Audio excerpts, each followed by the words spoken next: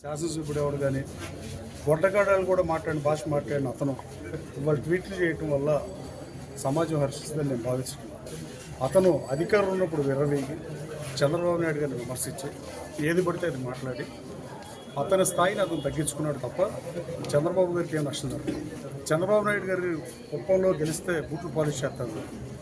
అవి మీరు అడగాల్సిన అవసరం ఉంది. అది మీరు ఎక్కడ అడుగుతారని అతను ట్వీట్ చేసి ఉంటాడు.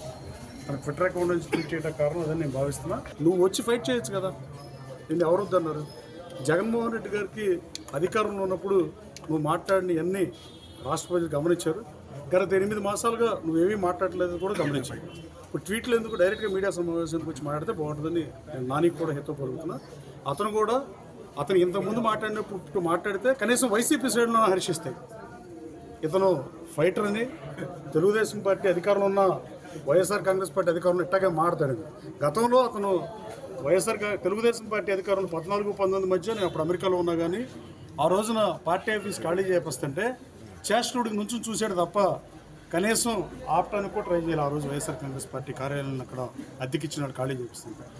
ఇక్కడ విజయవాడ సెంట్రల్ శాసనసభ్యుడు బోండమ్మ గారు అసెంబ్లీలో తోలనాడితే దానికి కౌంటర్గా అడ్జేస్తే ఇచ్చేస్తాను ప్రకల్పాలు పలికి ఇవన్నీ కేవలం మీడియా ముఖంగా మీడియా దగ్గర చెప్పే సొల్లు కబుర్లు తప్ప అసలు బీపులు ఉంటే, నేను గుడివాడ మీటింగ్లో చెప్పాను, బీపులు ఉంటే సినిమాలకు బీపు ఉన్నట్టు మీడియాకు కూడా బీపు ఉంటే కొడాలని మాడేది ఏముండదు, అన్ని బీపులే ఉంటాయి.